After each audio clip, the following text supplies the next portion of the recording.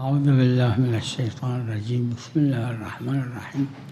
در باب زمان زمانات کے باب میں صدق عرفی اطلاق اطلاقاً عرف معیار ہے، زمان حتی اگر اختیاری حتی اگر بغیر اختیار کے اگر کسی نے کوئی چیز توڑ دی تب بھی وہ ضامن ہے.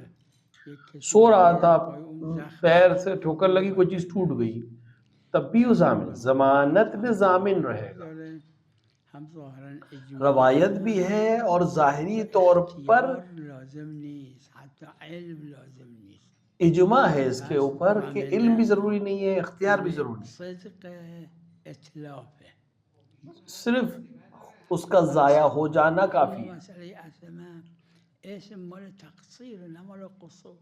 ہاں، گناہ ایک الگ چیز ہے، اسم یعنی تقصیر، یہ کوئی انسان جان بوجھ کے غلط کرے، ہاں گناہ نہیں ہے لیکن ضامن ہے.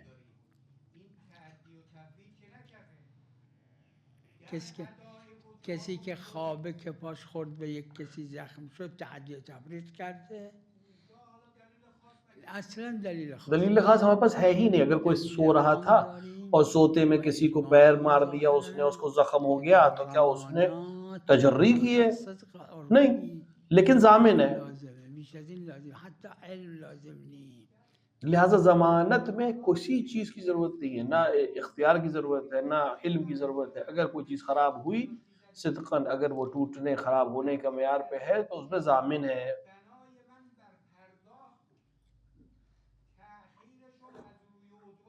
همین پس ببین پس دو تا مسئله است. اس کا مطلب دو چیزوں کی بات کر رہے ہیں الگ الگ. ضامنه صدق این که این سبب تلف شده. دیکھیے، ایک ہے ضمن. ضمنہ کا مطلب یہ ہے کہ یہ ضامن ہے کہ یہ اس چیز کو اس نے نقصان پہنچایا. اس میں کوئی چیز شرط نہیں ہے، نہ علم شرط ہے، نہ اختیار شرط ہے، نہ جاننا شرط. میں نے عرض کیا سوتے میں کسی کو مار دیا، پیر سے زخمی ہو گیا، اس پر ضمانت ہے. اور اسم ایک الگ چیز ہے، گناہ تقصیر میں ہے، قصور میں نہیں ہے.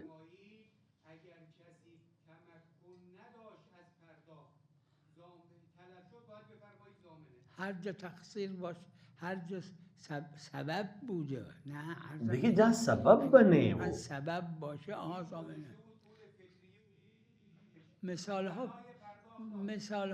مثال الگ الگ ہے، کہیں سبب ہے کہیں سبب نہیں ہے. چرا ہر جہاں بھی سبب ہے وہاں ضامن ہے، جہاں سبب نہیں ہے وہاں ہم کہیں گے ضامن نہیں. مبنا سبب ہے، مبنا سبب ہے، یہ ثابت ہونا کہ اس نے نقصان پہنچایا، وہاں ہم کہیں گے. جہاں بھی کہا جائے کہ اس نے اس چیز کو نقصان کیا، وہاں ہم یہ وہی بات بولیں. فقط اون اسمش در ہاں، قصوره. اسما گناہ اس کا صرف قصور میں ہے. جواهر اگه مطلق فرموده باید تقیید کرد، چون در قصور اسم نیست. ہاں، جواہر نے اگر مطلقاً کہا ہے تو وہ ایک خاص طریقہ ہے کہنے کا، ورنہ قصور اور اسم جو ہے وہی ہے جہاں پر انسان جان بوجھ کے عمل کو انجام دے.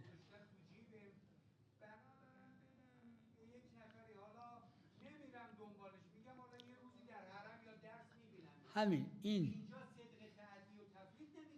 میدونم ہر دیکھیے جہاں بھی که اینجوری میگه نمیره کہ میں اس کے پیچھے نہیں جاؤں گا، جہاں بھی تقصیر ہے یہ گناہ ہے، جہاں تقصیر نہیں ہے وہاں گناہ نہیں. بله بله بله. اگر عرف اس کو نہیں جان، اس بات کو تقصیر نہیں کہتی تو نہیں اس کے اوپر ہو تقصیر کو. ایک دفعہ کہ انسان سستی کرتا ہے، نہیں جاتا. یه وقت نه براش سخت حالا بره بده. ایک دفعہ نہیں، اس کے لیے سخت ہے چاہنا ہو یہ سب کاموں کو انجام دینا. دونوں کے حکم الگ الگ ہے.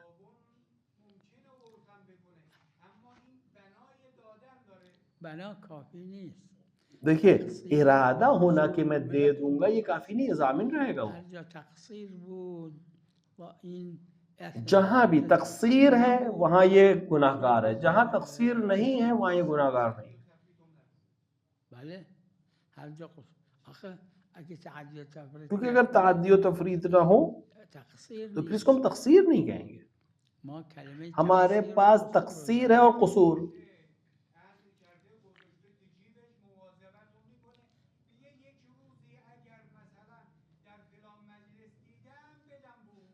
یہ مسئلہ الگ ہے. یہ وقت انکار نوع تقصیر یہ وقت نوع قصور ہے. ایک دفعہ تقصیر ایک دفعہ قصور ہے. دونوں کا حکم بھی الگ ہے, دونوں کے معاملات بھی الگ ہیں. بله باید همون روز بده مگر اینکه برای کسی قایم کرده باشه. بفرمایید.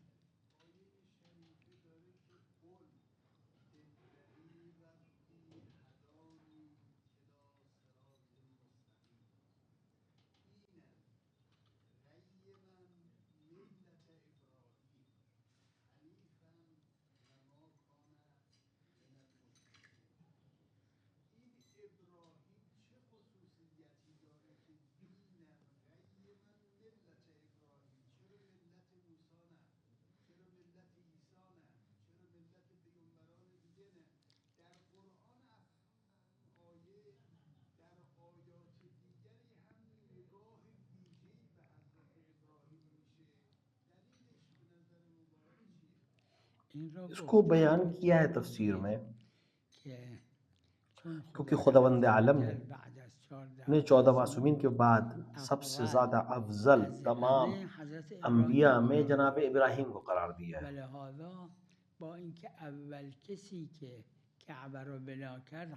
کیونکہ جس نے سب سے پہلے کعبے کو بنا جناب آدم ہے, لیکن قرآن نے جناب ابراہیم کا ذکر کیا بناتے, در حالے کہ سب سے پہلے نسبت دینی چاہیے, جس نے سب سے پہلے اٹھایا اس کو نسبت دینی چاہیے. ابراہیم رفیق خداست, اون دیگه رفیق تعبیر نشد. ابراہیم کو خلیل کہا گیا ہے, باقی کسی کو خلیل نہیں کہا گیا. نه رفیق مهمتر. میدونم اشکال نداره, اما خدا حضرت ابراهیم از همونا که کلیم و روح خداست افضلن. شاید ایک وجہ یہ ہو کہ ان کو مقام دیا گیا, خلیل کہا گیا, لہٰذا باقی چیزوں میں بہت خاص طریقے سے خدا نے تعارف کرایا. بفرمایید.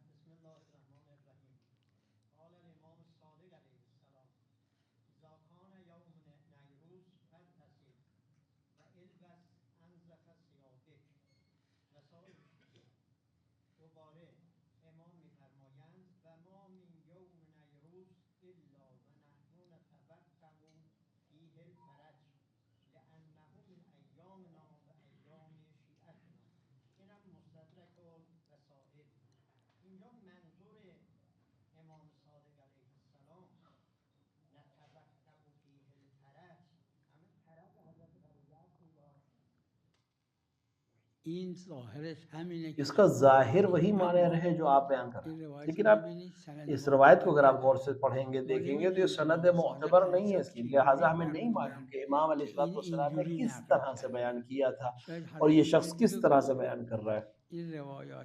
یہ نوروز کے سلسلے میں دونوں طرح کی روایت ہمارے پاس ہے, مخالفت پہ بھی موافقت بھی, اور دونوں روایات بغیر سند کے. لیکن چونکہ مستحب چیزیں بھی اس روایت میں آئی ہیں اور باب مستحب میں تسامع عدل سنن کی رعایت کرتے ہوئے ہم انجام دے سکتے ہیں. نماز مستحب ہے مثلا یا غسل ہے, لیکن قاعدہ تسامع کی وجہ سے ہم اجازت دیتے ہیں مستحبات میں. لا اقتضائیات یعنی جو غیر واجب یا غیر حرام چیزیں ہیں ان کے اندر دلائل کا میں اگر کوئی کمی ہے سند میں تو وہ نظر انداز کی جا سکتی ہے. ہمیں نہیں معلوم اس روایت میں حضرت واقعاً ایسے ہی کہا ہے یا اس نے کسی اور طرح سے بیان کیا ہے, لیکن لہٰذا ہم اس پر حکم نہیں دے سکتے, فتویٰ نہیں دے سکتے. لیکن قاعدہ تسامع کی روایت صحیح ہے, لہٰذا اس ایک روایت صحیح کی بنا پر باقی تمام جگہ جہاں اس طرح کا مسئلہ آئے وہاں ہم مستحبات کو قبول کر لیں گے. اور غالباً فقہا قاعدہ تسامع قبول کرتے ہیں, لہٰذا ان چیزوں کو مستحب قرار دیتے ہیں.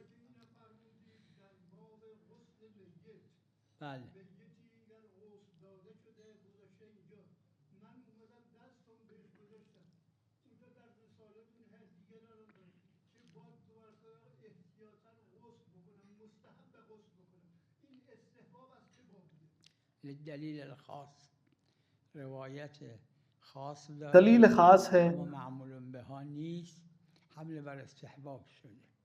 روایت چونکہ خاص نہیں، خاص روایت نے اس چیز کو بیان کیا، لہٰذا اس کو مستحب پر حمل کیا علماء نے. مکروهات که لا اقتضائیات الزامی نیست، قاعده تسامح اینم یکی از مصادیق، یہ بھی مصادیق قاعدہ تسامح میں از مصادیق همین روایتی، یہی وہ روایت جیسے انہوں نے پڑھی ہوگی.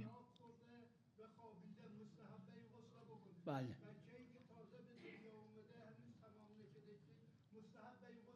تمام اینها لا اقتضائیات و قاعده تسامح میگیرتش، لہذا فقها هم گفتن مستحبه.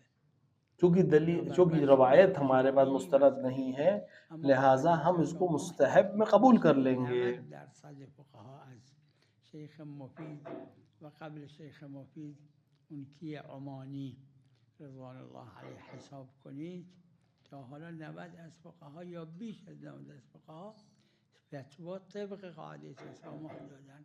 البته نه فتوا جو دیا گیا ہے اس سلسلے میں وہ قاعدہ تسامح کی طرف دیا گیا ہے. صحیحہ ہشام را نقل کردن یا اینکه کلمه تسامح، البتہ قاعدہ ہشام کو نقل کیے بنا اور جملے تسامح کو نقل کیے بنا علماء نے اس کے اوپر عمل کیا ہے، لہٰذا ہم یہاں پر اس طرح کے قواعد کو تمام فقہا تصالح کے ساتھ استعمال کرتے ہیں اس طرح کی روایات میں.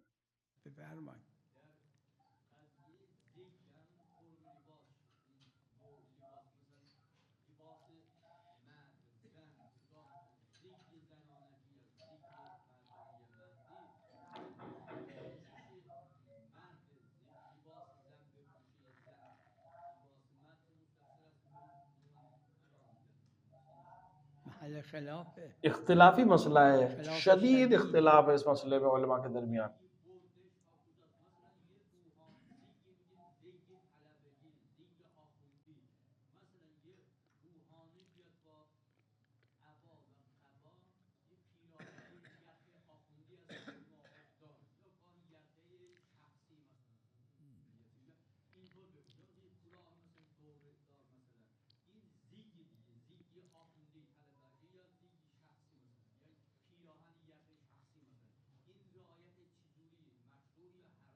محل خلاف روایت داره اختلافی مسئلہ ہے خیرها و شرها فی النار، روایت میں یعنی انسان ہر کسی یہ شہرت اگه یه جور دیگه لباس ہر ایک کی ایک شان ہے، ہر ایک اگر وہ دوسری طرح سے پہنے کہ لوگوں کی انتقاد کا سبب بن جائے. یعنی فرض کریں ایک غیر نامناسب لباس پہنے، ایک عام انسان اگر پہنے تو شاید اس کے اوپر بہت زیادہ نقد نہیں ہوگا، لیکن اگر ایک بہت شخصیت والا شخص ہے اور وہ ایسا کوئی لباس پہنے جو اس کی شان کے خلاف ہو، اس کو کہتے ہیں لباس شہرت. اس کو منع کیا. روایت میں ہے کہ اصل فی النار یعنی جہنم میں جانے والی شخصیت. لہٰذا علماء اس کے سلسلے میں اختلاف ہے، لیکن وہ کہتے ہیں کہ اس طرح کا کوئی مسئلہ ہو جہاں وہ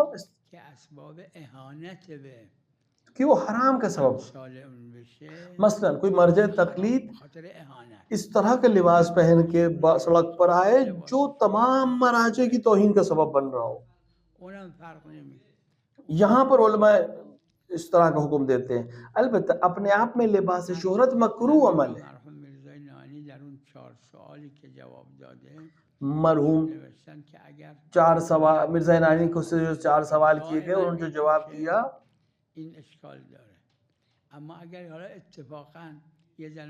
اس میں کہا گیا ہے کہ اگر مرد عورت کا لباس پہنے دائماً ہمیشہ اس پہ اشکال ہے، لیکن مثال کے طور پر میاں بیوی ایک دوسرے کا لباس پہن لیتے ہیں کبھی کبھی، اس میں کوئی حرج نہیں، البتہ مکروہ ہے، حرام نہیں ہے.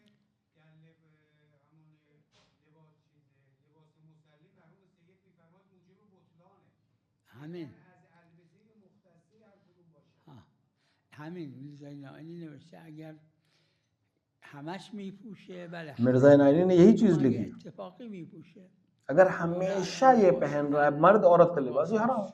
مثلا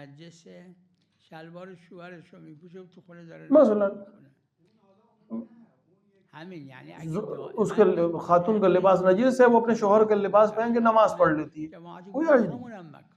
البتہ جماعت حرام کہا ہے، بعض جگہ نہیں، وہ بھی حرام نہیں، مکروہ ہے. لہٰذا عرف میں اگر آپ جا کے دیکھیں تو اس کے بعد شدید اختلاف ہو لوگوں، غالباً مکروہ کے قائل ہے.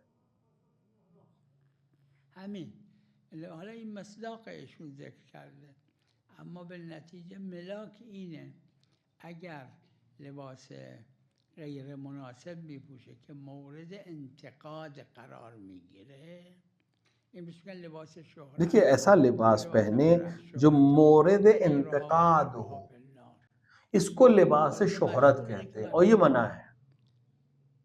لیکن مشہور یہ ہے کہ مکروہ ہے لباس شہرت.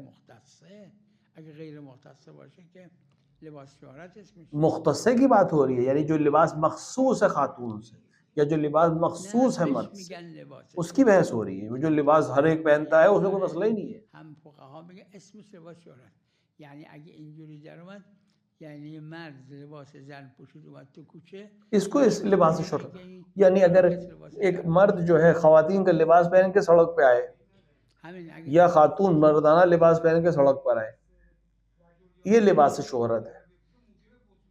همین این در جاییه که مرد لباس زن بپوشه بیاد تو نماز جماعت وایسه، یہ وہاں پر ہے اونه. اما اگه تو ایک مرد خاتون کا لباس پہنے اور جماعت سے نماز پڑھے مسجد میں جا کے، یہاں حرام ہے. بله البتہ گھر کے اندر اگر یہ کام کر رہا ہے اپنی زوجہ کے ساتھ کر رہا ہے کوئی حرج نہیں. یہاں پہ مکروہ حد سے اگر کسی نے کہا تو مکروہ ہے. لمن اضطر الیہ روایت. ایک روایت بھی ہمارے پاس الگ سے ہے، اگر اضطرار ہو جائے تو بات ہی ختم ہو جاتی ہے. یعنی چه با دست بزنه؟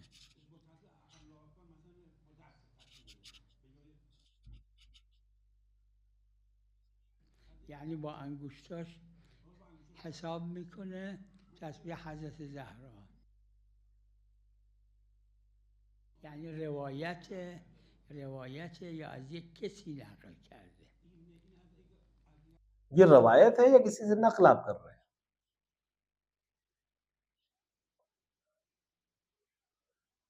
ممکنه از یکی از عباد زهاد نقل کرده. خود تو کسی عابد سے یا کسی زاہد کے سلسلے میں نقل کیا گیا. برکت میاره، یقیناً برکت لائے گا، لیکن یہ روایت ہے، یعنی روایت نہیں، کوئی روایت ایسی نہیں ہے. حالا ایشون هم از مقدس اردبیلی نقل کردن، اونم مرد بزرگ. ملاک ما کتاب الله و عترتی اهل بیتی. دیکھیے ہمارا معیار کتاب اللہ و عترتی اہل بیتی ہے. ورنہ بزرگان بہت ہیں، ان سب قابل احترام ہیں، لیکن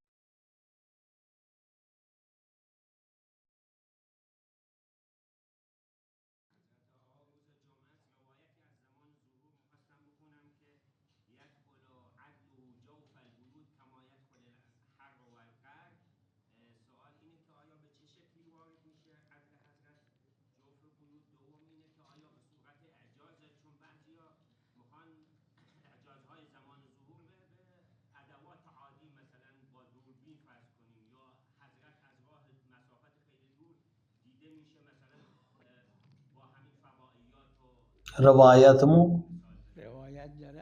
کہ لوگ اپنے حکومت کے دین پر ہوتے ہیں. جس طرح اگر لوگ حاکم ہوگا ویسے ہی لوگ اس کے دین ہو جاتے ہیں. اب جب حاکم امام معصوم ہوگا تو اکثریت بہرحال دیندار ہوگی. حضرت معیار عدل ہے، معیار فضیلت ہے، لہذا اکثریت مردم کی عدالت پسند ہوگی، فضیلت پسند ہوگی.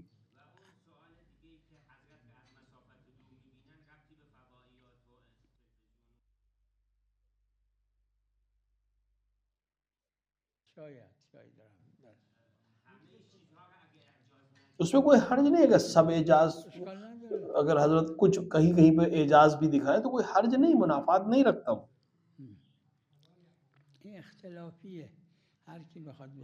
دیکھیے یہ اختلافی مسئلہ ہے، اس میں ہر شخص کے لیے ضروری ہے کہ وہ اپنے مرجع تقلید کی اجازت سے یہ کام کریں. میری نظر میں حرام نہیں، لیکن سونا انگوٹھی اگر ہے اس کی اور وہ مرد پہن رہا ہے تو اس کو پہننا بھی حرام ہے، اور اگر نماز پڑھو تو نماز باطل ہے. تبذیر باشه عرفاً چرا اشکال داره؟ اگر تبذیر نباشه نه چه اشکال داره؟ حالا نگید طلا یه خانمی یا یه مردی دندون عاریه داره، حالا میخوان دفنش کنن مرده. دیکھیں تبذیر حرام ہے. اگر ایک مرد ہے یا عورت ہے اس کے دانت سونے کا ہے، اب اس کو دفن کر رہے ہیں تو کیا نکال دیں اس کا دانت؟ اگر یہ تبذیر ہے تو جائز نہیں ہے. اما اگر عرفاً تبذیر ہے، چون قرآن فرموده ان المبذرین کیونکہ اسراف کرنا، ضائع کرنے کو قرآن نے منع کیا ہے. اگر وہن کا مسئلہ ہو جائے کہ توہین ہے تو وہ تضاہن ہے. نه بگید تبذیر نیست قبول، اما اگه تبذیر شد ایک دفعہ آپ کہیں کہ یہ تبذیر ہی نہیں ہے، فضول خرچی نہیں، بات ہی ختم ہو. ایک دفعہ آپ کہیں کہ نہیں تبذیر ہے لیکن وہن بھی ہے، یعنی میت کی توہین مانا جائے گا، تو پھر اہم و مہم کرا جائے گا.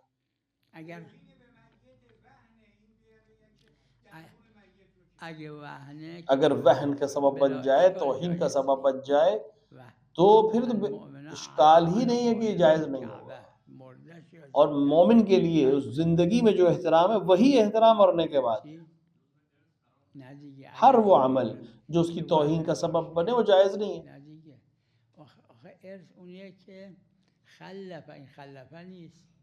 اور یہ خلفہ میں بھی نہیں آئے گا کیونکہ یہ اس کے بدن کا حصہ ہے. ہاں اگر تبذیر و فضول خرچی سمجھا جائے اس کو تو پھر ارث کا حصہ مانا جائے. دیکھیں بایعت کر کے یعنی حتمی کر کے ہم حکم نہیں دے سکتے. جس طرح انہوں نے فرمایا بھی کہ وہن کا سبب ہے، توہین کا سبب ہے، حکم بدل جائے گا. توہین کا سبب نہیں ہے، حکم دوسرا ہو جائے گا.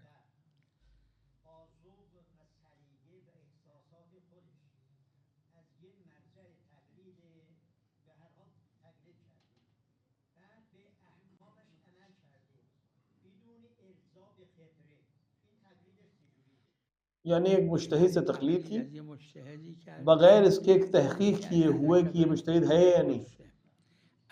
اگر وہ مجتہد جائز و تقلید تھا تو پھر تو کوئی مسئلہ ہی نہیں. لیکن اگر وہ مجتہد جائز و تقلید نہیں تھا تو پھر اس کے اعمال باطل ہو جائیں گے. یہ عروہ موجود ہے مسئلہ کہ عام انسان کا عمل بغیر تقلید اور بغیر احتیاط کے باطل ہے. البتہ بعض فقہا نے حاشیہ کیا کہ دو شرط کہ وہ اگر مثلا موافق نہ ہو کسی ایک مجتہد کی جس کی تقلید جائز تھی تو باطل ہوگا. سلام علیکم.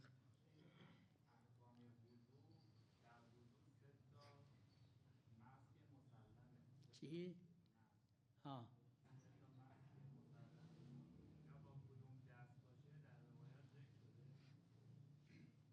مس بله روایت داره مسح سر با دست راست، مسح پای راست با دست راست، پای چپ با پای چپ. مشہور یہی ہے کہ مسح سیدھے پیر کا سیدھے ہاتھ سے، الٹے پیر کا الٹے ہاتھ سے.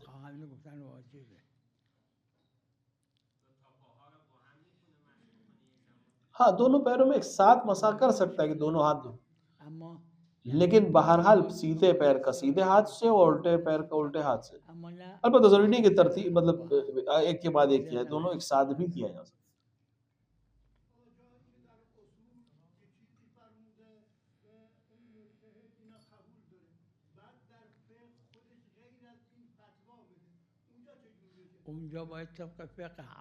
یہاں پر اس طرح کے مسئلے فقہ کے حساب سے عمل کریں اور یا اصول کے حساب سے عمل کریں.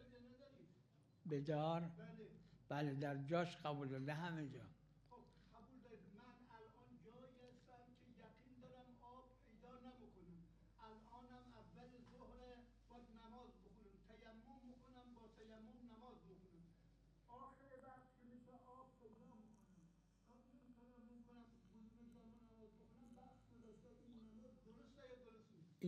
جس طرح آپ فرما رہے ہیں اس مصداق میں نماز صحیح ہے.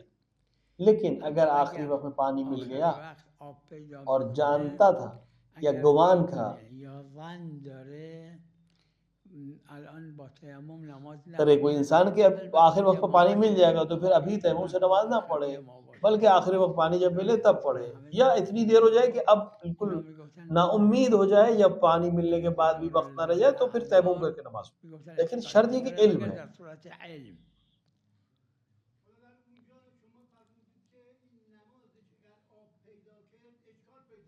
نه اگر ظن داره که پیدا میکنه و پیدا دیکھیں اگر گمان تھا اسے کہ پانی مل جائے گا اور نہیں ڈھونڈا اس نے اور نماز پڑھ لی بعد میں پانی مل گیا تو نماز ہاں وہاں پر نماز باطل ہے، لیکن اگر گمان نہ ہو پانی ملنے کا اور اس کو اس یقین کے ساتھ کہ پانی نہیں ملے گا، اس نے نماز تیمم کے ساتھ پڑھ لی اور بعد میں آخر وقت پانی مل گیا تو اس کی نماز صحیح ہے، اس کو اعادے کی ضرورت نہیں ہے۔ ظن متآخم بعلم کچھ خاص موارد میں اس طرح کے موارد حجت بنتا ہے ظن، ہر جگہ ظن یا گمان حجت نہیں ہے، اصل علم حجت ہے۔ ظن نیست که معمول به بله بله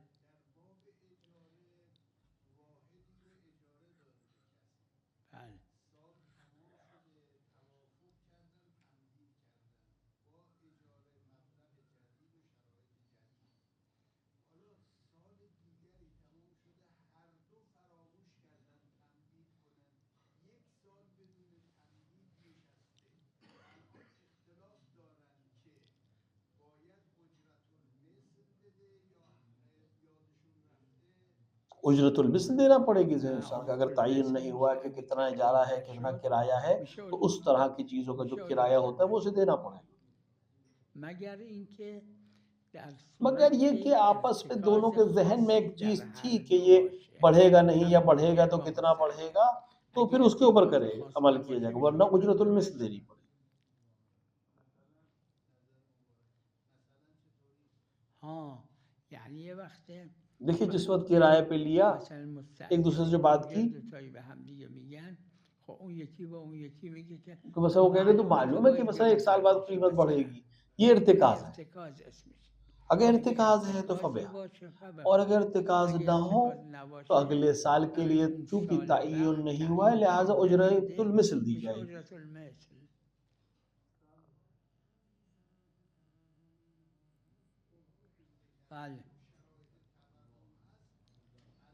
یہی اگر ذہن میں ہے کسی طرح کا بھی ذہن میں ہے کہ ایسا بڑھے گا یا گھٹے گا دونوں طرف سے معلوم تھا تو اس کے اوپر عمل کیا جائے، لیکن اگر ذہنی طور پہ کسی طرح کے ذہن و گمان نہیں تھا تو پھر اجرت المثل دینی پڑی۔